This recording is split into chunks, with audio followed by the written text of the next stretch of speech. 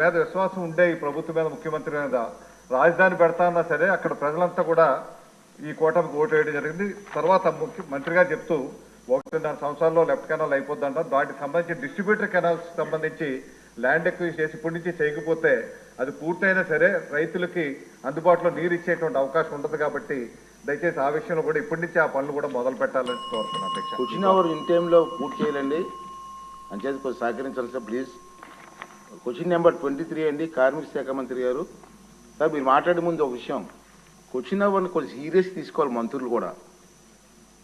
మంత్రులు లేట్గా వస్తే ఎట్లా? ప్లీజ్ మీరు ఎవరికో క్వశ్చన్ అవర్ ఇంపార్టెంట్ పబ్లిక్కి అండ్ మా మెంబర్స్కి. మీరు ఇన్ టైంలో రావడం కోసం ప్రయత్నం చేయండి. ధన్యవాదాలు అధ్యక్ష. ఆలస్యమైనందుకు క్షమించాలి అధ్యక్ష.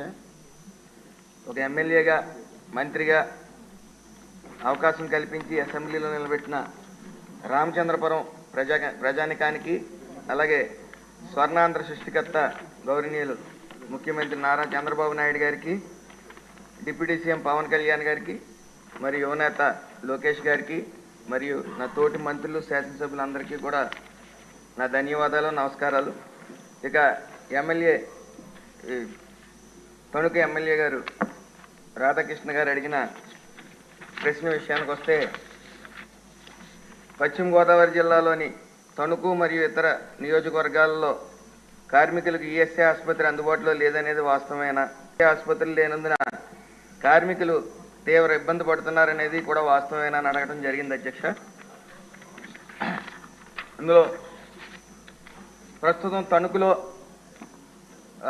ఐపీ హోల్డర్స్ సుమారు 12,610 మంది ఉన్నారు అధ్యక్ష.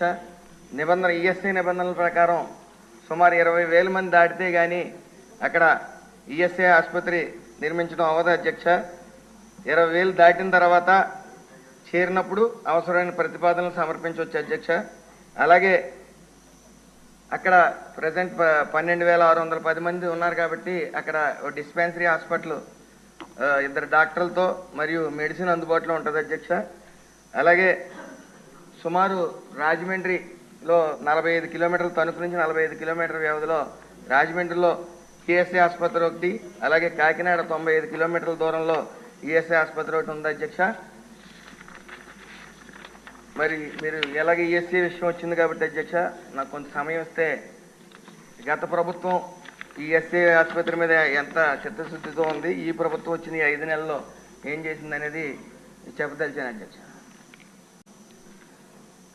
గత ప్రభుత్వం 2014-19 నుంచి 14-19లో సుమారు 5 లక్షల మంది ఇన్స్టిట్యూట్ పర్సన్స్ ఉండేవారు అధ్యక్ష. 2014-19 5 లక్షల నుంచి సుమారు 11,50,000 మంది ఈ ఐపీ హోల్డర్స్కి చేరుకోవడం జరిగింది అధ్యక్ష. అలాగే 2019-24 వైఎస్ఆర్ ప్రభుత్వంలో సుమారు 11,50,000 నుంచి 14 లక్షలు మాత్రమే నమోదు చేసుకోవడం జరిగింది అధ్యక్ష. దీనికి కారణం ఈఎస్ఐ ఆసుపత్రుల నిర్మాణంలో కానీ, అలాగే ఈఎస్ఐ డిస్పెన్సరీ నిర్వహణలో కానీ గత ప్రభుత్వం పూర్తి నిర్లక్ష్యం వహించింది అధ్యక్ష. సుమారు 616 కోట్ల బడ్జెట్ కేటాయింపు ఉన్నప్పటికీ పూర్తి స్థాయిలో వినియోగించుకోవడం మానేసి అది మరుగున పడిపోవడం జరిగింది అధ్యక్ష. అలాగే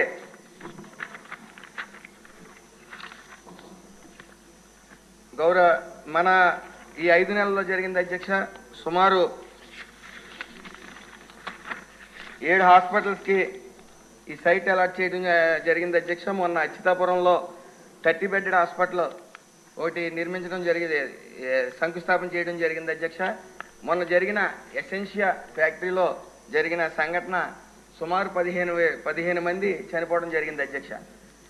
ఇదే హాస్పిటల్ గత 616 కోట్లు ఉన్నప్పటికీ నిర్లక్ష్యం వహించారు అధ్యక్ష. ఆ 69 కోట్లతో ఆనాడు ఈ అచ్యుతాపురంలో ఈ హాస్పిటల్ కట్టినట్టయితే